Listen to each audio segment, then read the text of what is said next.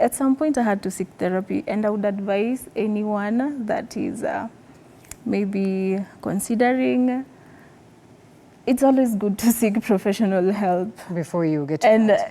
And that's why we have a counseling psychologist. Yes. And have you encountered these ladies that would come to you and they tell you, know what? She's my therapist. She's your therapist. She's the one who took me through Oh, beautiful, beautiful. So you understand how she's walked this journey. Have you gotten fears at some point that maybe she would not want to get into the space of marriage and maybe introduce the child, in as much as she's told us that she would want to get there?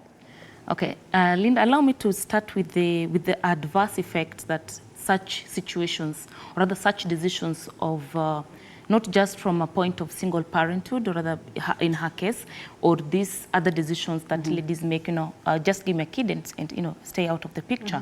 So there's something I call father wounds, the pain that comes, without being a father. Yeah. The institution of bringing up a child is, the basic one is a father and a mother.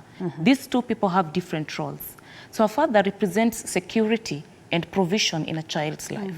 And a mother represents self-love and self-care in a child's life. So if one is missing, this child will grow up normally.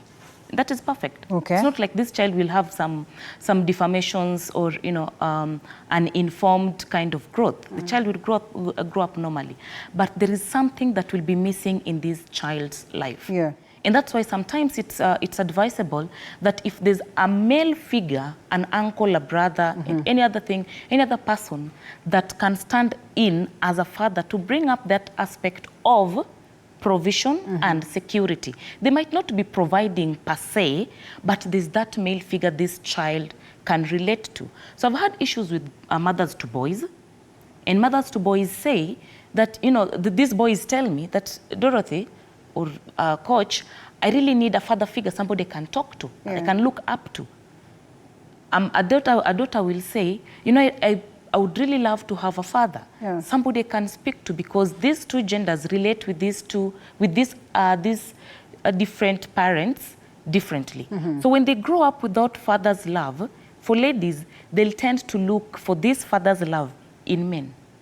So is it important that these women that opt to go and ask for men to father their children and, just be absent, for them to know that it is unfair for these children? Because most of them will tell you that I have my job, I have money, I have all that, I can take care of this child, and therefore they're going to provide, and at the same time they're going to give this that a mother is supposed to give. And they have male friends that they will always introduce into the lives of these children, perhaps to guide them.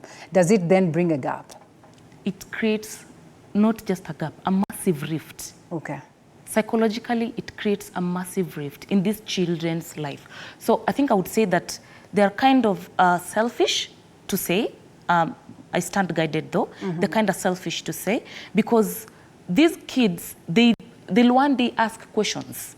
Where's my dad? Where are my roots? Who is my dad? Her case, she'll be able to tell the child, this is what happened, but you have a father.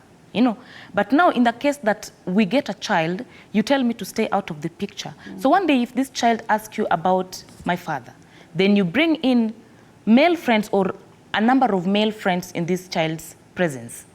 Then what will you tell this child when she asked or when he asks you?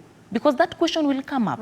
Either way, at the end of the day, it will come up. Right. And then when this guy says, by the way, you're not my bio son, you're not my biological daughter, then how do you want to retrace somebody you did cut off from the beginning? So there's a psychological rift between